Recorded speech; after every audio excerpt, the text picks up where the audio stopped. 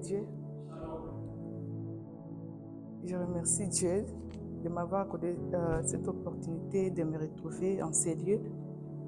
Je remercie le pasteur Jephté de m'avoir accordé cette confiance de me tenir devant le peuple de Dieu. Je bénis la présence de tout et chacun de nous en ces lieux. Prions pour la parole.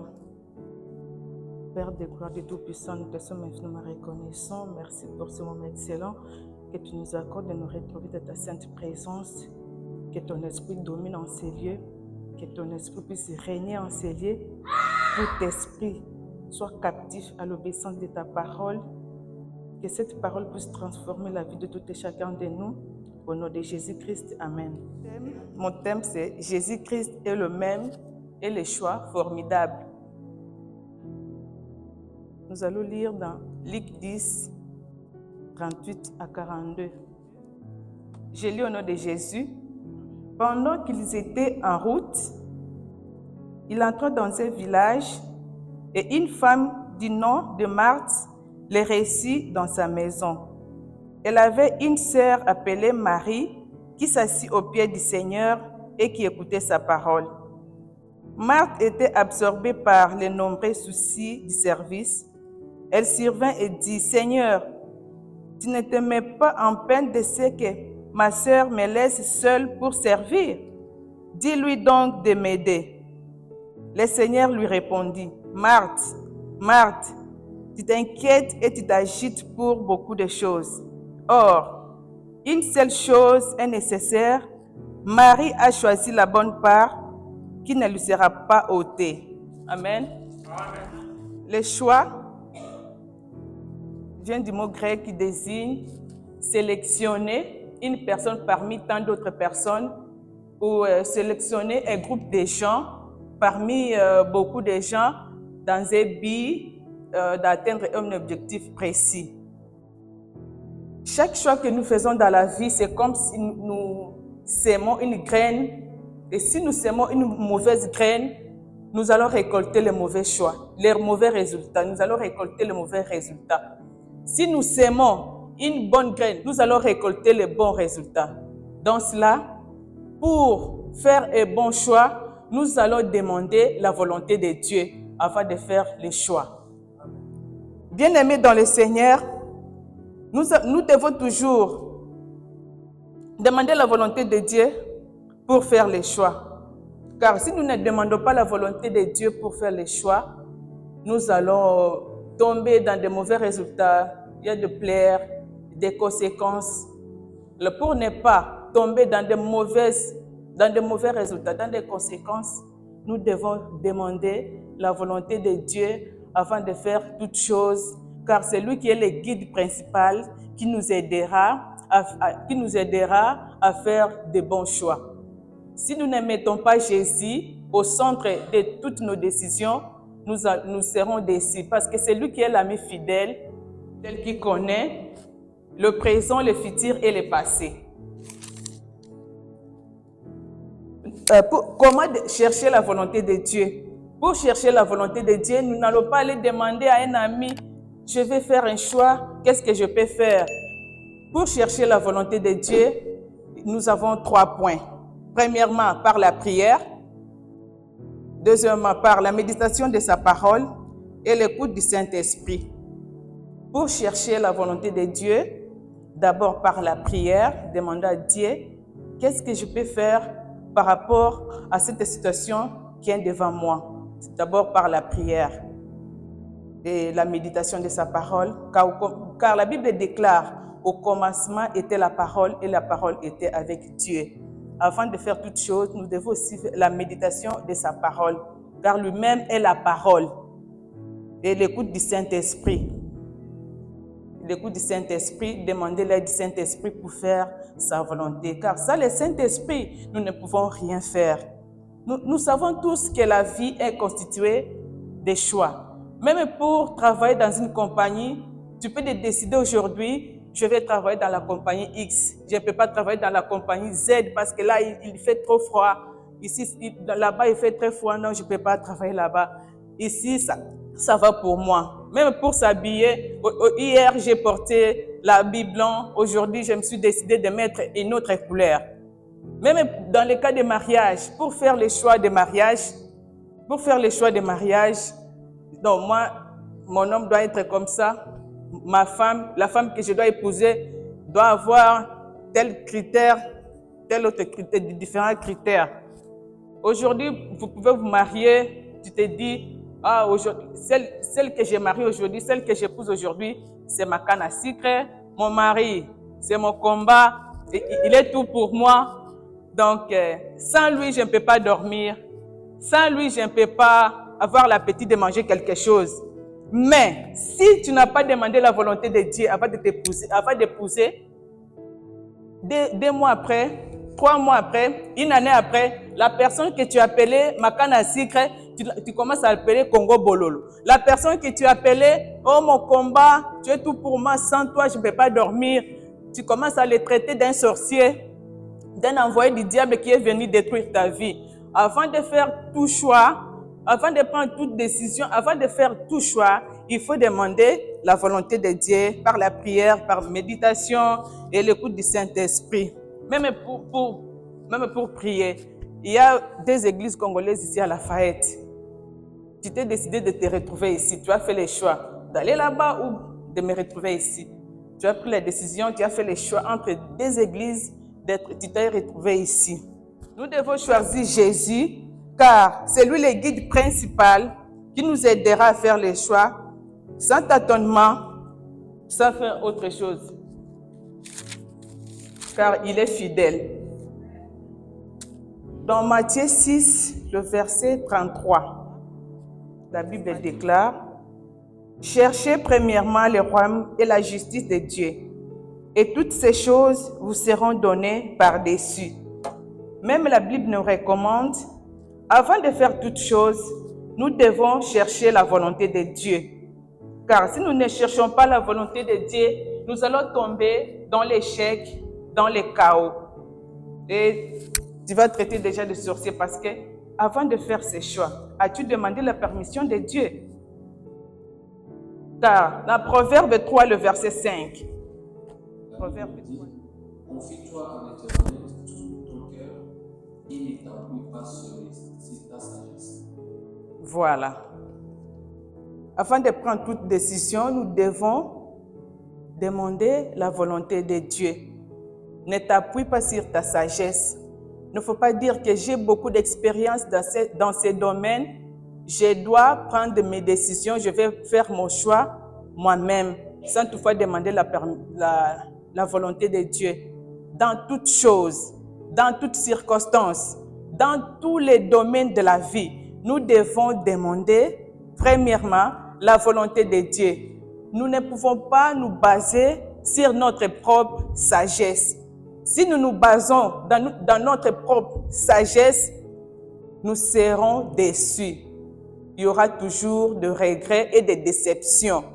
Car lorsque tu choisis Jésus, tu ne seras jamais déçu. Car il est le même hier, aujourd'hui et éternellement. Et quand Marie avait reçu Jésus, elle croyait que les recevoir, se préoccuper, préparer beaucoup de nourriture, de différentes sortes de nourriture.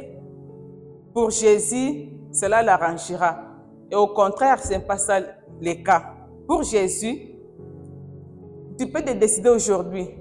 Je sers Dieu dans tous les départements. Je chante, je fais la modération, je suis dans l'intercession, je suis partout.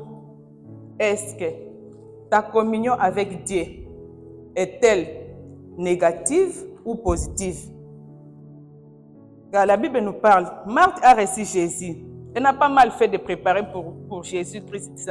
Elle n'a pas mal fait de préparer pour Jésus. Mais Marthe ne savait pas que ce jour-là, Jésus n'était pas un visiteur comme tout autre visiteur.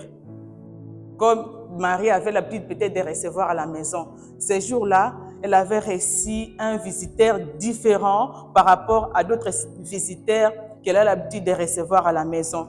Or, que sa sœur Marie avait compris, avait tiré attention que celui-ci, c'est Messie. Celui-ci, c'est Dieu. je dois m'attacher à lui, je vais rester auprès de lui afin que j'ai quelque chose qui ne me sera jamais, jamais en aucun jour arraché ou ôté. Donc nous devons aussi éviter la distraction, nous devons aussi mettre beaucoup d'attention pour écouter Dieu. Qu'est-ce que Dieu veut par rapport à ces problèmes? Qu'est-ce que Dieu veut par rapport à cette situation? Il y a des choses que nous voyons, il y a des choses pour nous qui sont très importantes, mais aux yeux de Dieu, ça ne sert à rien.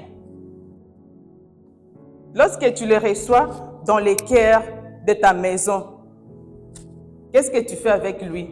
Est-ce que tu pratiques sa parole? Tu obéis à sa parole? Donc, nous devons demander la volonté de Dieu. Nous devons recevoir Jésus-Christ dans nos vies. Nous devons faire sa volonté. Venir à l'église chaque jour, servir Dieu dans tous les départements, c'est pas mal. Quelle est ta communion avec lui? Quelle est ta communion, ton intimité avec Dieu? Ta communion est-elle désactivée ou activée? Est-ce que tu cherches sa volonté ou ne cherches pas ta volonté? Tu dois être connecté, car c'est lui qui voit la fourmi noire sur la pierre noire pendant qu'il fait noir. Nous devons être connectés à Dieu. Lisons un peu Luc 10, 40. Luc 10, 40 nous dit: Marthe, occupée à divers soins domestiques, survint et dit: Seigneur, cela ne te fait rien que ma sœur ne laisse seule pour servir. Dis-lui donc de m'aider. Voilà.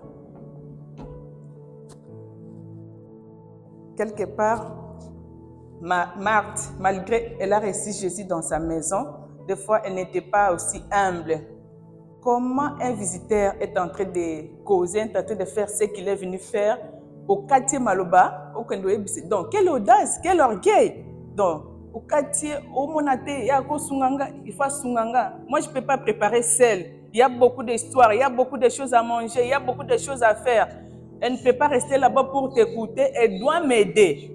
Parce que nous tous, nous savons, lorsque vous préparez, lorsque vous faites la cuisine, et si ta sœur ou ton enfant qui est censé de faire quelque chose qui ne le fait pas, des fois ça fait mal. Des fois ça fait mal. Mais Marie avait compris qui était l'homme qui était venu dans sa maison, mais Marthe était distraite, Marthe ne comprenait pas. Nous devons rester au pied de Jésus car c'est lui la source d'eau intarissable. Cette source d'eau intarissable qui fournit des sanctifications éternelles, des sanctifications complètes.